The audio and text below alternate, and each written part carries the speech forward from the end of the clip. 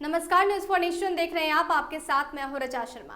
बिहार एक ऐसा राज्य है जहां पर पहला दलित उप मुख्यमंत्री और मुख्यमंत्री मिला। इसके बावजूद यूपी और महाराष्ट्र की तरफ बिहार में दलित राजनीति की जड़ें उतनी मजबूती से नहीं दिख रही हैं। शायद यही वजह है कि आज चिराग पासवान हो या फिर जीतन राम मांझी, दोनों बेचैन हैं।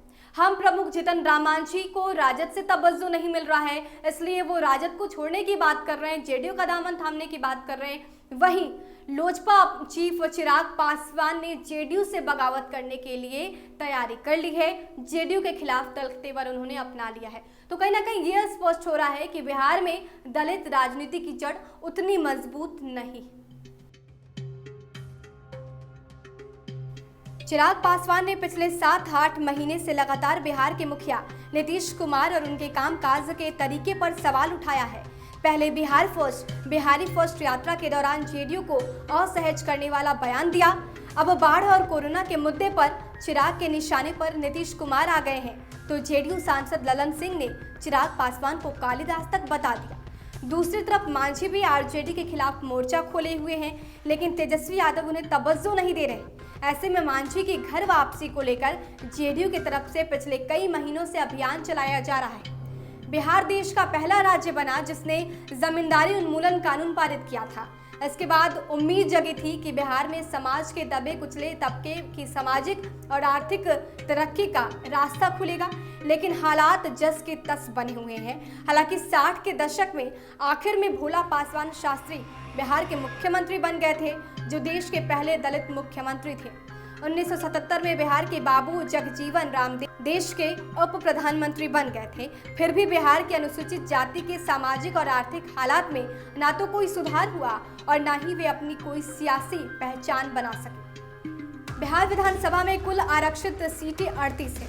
2015 में आरजेडी ने सबसे ज्यादा 10 दलित सीटों पर जीत दर्ज की, जबकि जेडीयू को 10, कांग्रेस को 5, बीजेपी को 5, बाकी 4 अन्य सीटें अन्य को मिली थी।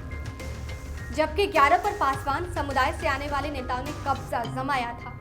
2005 में जेडीयू को 15 सीटें मिली थी और 2010 में 19 सीटें जीती थी।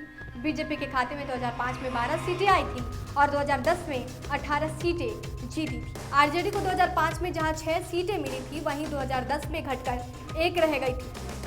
आपको बता दें कि बिहार की दलित समुदाय में 22 जातियां आती। 2005 में नीतीश कुमार सत्ता में आए तो दलित समुदायों को साधने के लिए दलित कैटेगरी की 22 जातियों में से 21 को महादलित घोषित कर अपनी तरफ से कोशिशें शुरू कर दी, जिसमें वो कामयाब भी रही।